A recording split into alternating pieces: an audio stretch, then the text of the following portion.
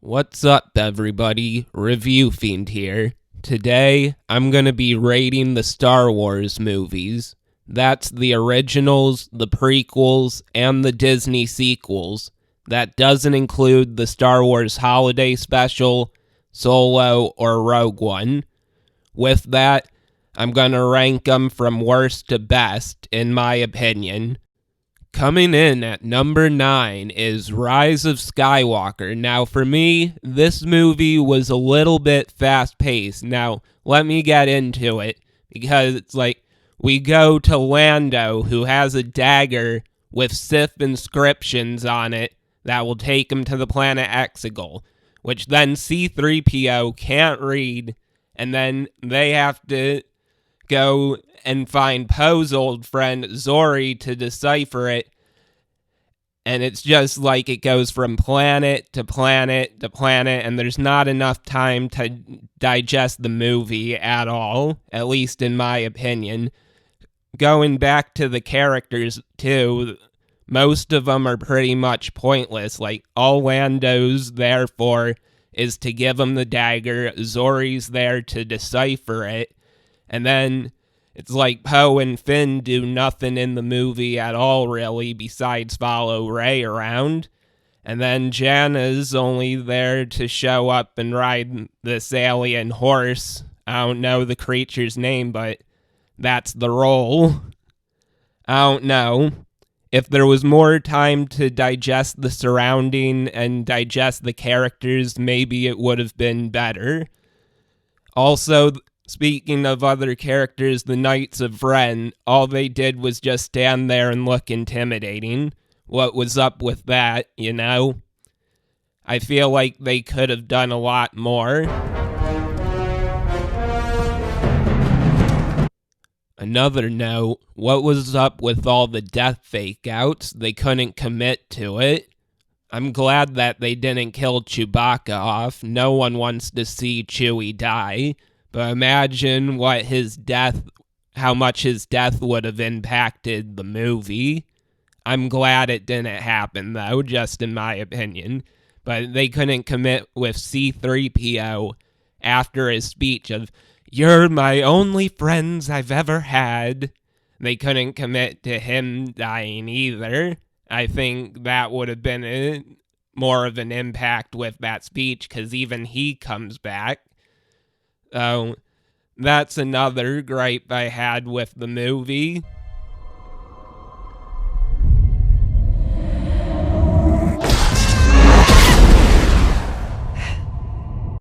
What I don't like most about this movie is that they brought the Emperor back, and he has an armada. Now, if the Emperor has an armada, what was the point of the First Order in the first two movies? It makes it seem absolutely pointless. Why was the Emperor hiding in the first place? If there was a span of time between Return of the Jedi and The Force Awakens, he probably should have already been healed by then. So, what was the point of the First Order? You tell me. Now, the other thing is, I feel like the Emperor's story concluded at Return of the Jedi. He blew up. Once he fell down the shaft, he exploded and the whole Death Star exploded. So I feel like the Emperor's story was concluded there, and then Disney just shoehorned him in. And I don't know, it just doesn't seem authentic to me. And that's why the movie gets the worst spot rating. The Jedi are dead! Number 8, The Last Jedi. Now, I feel like the casino scene is pretty pointless, and the slow space chase scene is pretty pointless as well. Also, the Finn fake-out sacrifice scene is kind of pointless too, other than to send a message about love and hope. But what I feel like is if Finn went out in a blaze of glory, that the audience would be like, "Whoa, That dude sacrificed himself to save his friends and give hope and a future to the universe. So why not send him off in a blaze of glory? I don't know. Maybe some people disagree with me, but that's just how I feel. What do you think about it? That's how we're gonna win. Not fighting what we hate. Saving what we love. Anyway, this is what ruined the next movie for me, Snoke's death. Because Snoke dies, they don't really have an antagonist in the next movie, and thus, poof, all of a sudden the Emperor appears. This kinda ruins the whole franchise, not the franchise as a whole, but at least the sequel trilogy for me. I don't know, why'd you have to kill him off? I know he's a copy-paste version of the Emperor, but they could have worked on different traits of him in the next two movies to at least make him slightly different from the Emperor. Maybe different motives, different upbringing, who knows, just slightly alter. But instead, they just kill him off, and then the Emperor comes in, and you've already heard my complaints. Pathetic child. Anyway, I was watching The Last Jedi in the movie theater, and while I was watching it, it came to the Leia scene. Now, when I say Leia scene, and if you've seen it, you know what I'm talking about. As I'm watching it, I start tearing up, because I'm like, wow, Disney sent this character off in a beautifully tragic way. All of a sudden, her hand raises up, and she starts pulling herself back into the ship. And in my head, I'm like, wait, what? Disney, no! No! No!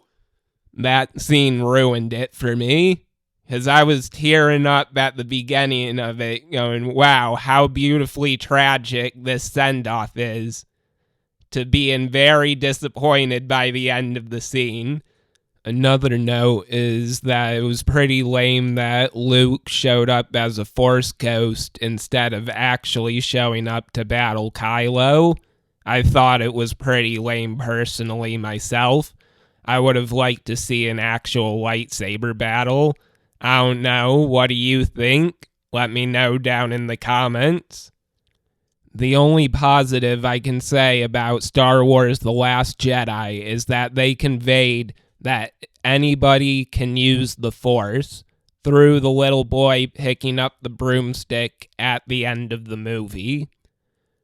However, they changed that in future movies by making Rey related to Palpatine, so then the Force is inherited through bloodline instead of anybody. If anybody can believe in the Force, you can use it. I feel that's more powerful than the whole, oh, this person inherited it through a bloodline. So that's why The Last Jedi gets number 8 on this slot. Number 7 is Attack of the Clones. Now, for me, the first half of this movie is very boring. Because Padme has an assassination attempt on her life, we're stuck at the first half of the movie with Anakin and Padme's relationship for pretty much most of the movie. That's the con of it. Now, the positive of it is the end of the movie, when the Jedi face the Separatists. Mace Windu versus Jango Fett could have been a little better, but then it goes to Obi-Wan and Anakin versus Count Dooku, and then it goes to Yoda versus Count Dooku, and I liked both of those battles. I thought they were good. I popped as a kid for that, so that's why this movie gets the 7th spot on this list. I don't like sand. It's coarse and rough and irritating, and it gets everywhere. Number 6 is The Phantom Menace. Now, I'll agree with everyone. Jar Jar is annoying. However, I think it's cool that we get to explore a new alien species like the Gungan and also see their home world underwater. I think that's kinda cool, to be honest. Also, they introduced pod racing. Now, if you're a Nintendo 64 fan, you know about Nintendo 64 Star Wars pod racing, and that game was dope. So, that was another good thing. And also, don't get me started about my favorite Sith Lord, Darth Maul. He got screwed at the end. I felt like he should have been in the next 2 movies instead of Count Dooku. He got screwed. Still salty about it.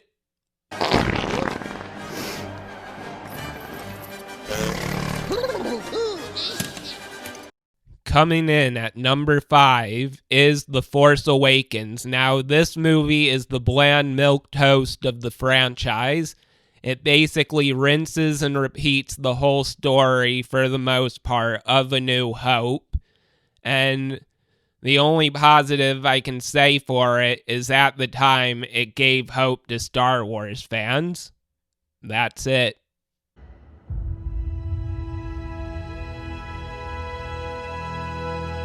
Number 4 is Return of the Jedi. Now, I love the battle between Luke Skywalker and Darth Vader, not only for what you see on the screen, but the psychology of it. Luke is trying to convince his father that anyone is worthy of redemption and anyone can change, even a murderous, psychotic, tyrannical, bloodthirsty dictator like him. Well, maybe not in the real world. The reason The Return of the Jedi gets the 4th spot is how they take Boba Fett out in the lamest way. It was so disappointing, and he deserved better. Number 3 is Revenge of the Sith. Now, this movie is action-packed from beginning to ending. You got Anakin and Obi-Wan versus Dooku, Obi-Wan versus Grievous. You got the Kashyyyk battles, Mace versus Palpatine, Order 66, Yoda versus Palpatine, and Anakin versus Obi-Wan. They basically have this movie action-packed from beginning to end in one nice little package. Also, it's nice to have the introduction to General Grievous. I really like seeing the character on the big screen and thought he had a pretty good impact on the movie. Plus, another thing, you get to see the fall of Anakin Skywalker and the rise of Darth Vader, and I think that was pretty cool as well. That's why this movie got the 3rd spot on this list.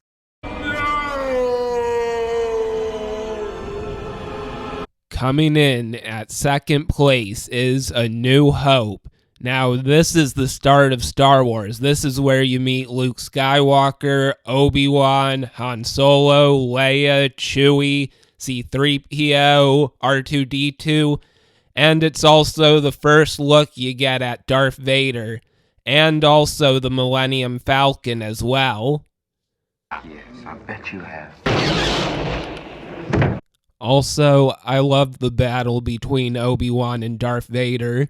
I'm sure Darth Vader didn't realize when Obi-Wan stated, "If you strike me down, I shall become more powerful than you can possibly imagine." I'm sure Darth wasn't aware that what he meant by that is he was going to give Luke the confidence to destroy the Death Star.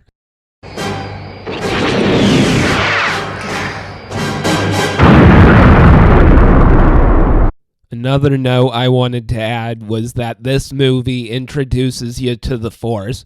It represents the good and evil in oneself, whether one sticks true to themselves and their ideals, or falters and goes on the path of the dark side. Everyone can relate to this because everyone has good and evil in them. That's why this movie gets second place on this list. What a piece of junk! Finally, number 1 on my list is The Empire Strikes Back. This movie is action-packed, drama-filled, and suspenseful. From the Hoth battle to Han getting captured to Darth Vader revealing that he's Luke's father. This movie sets up for the next movie perfectly. And also, I like the introductions of Boba Fett and the other bounty hunters, Yoda and Lando. Also seeing planets like Hoth, Bespin, and Dagobah. Empire Strikes Back is an amazing movie that sets up the drama and suspense perfectly for the next movie with its somber tone. That's why it gets first place on my list. Search your feelings, you know it to be true. So, how would you rank the 3 Star Wars trilogies? Let me know in the comments down below. Also, if you like this video, don't forget to like and subscribe. Hit that bell. I'm the Review Fiend, and I'll see you later.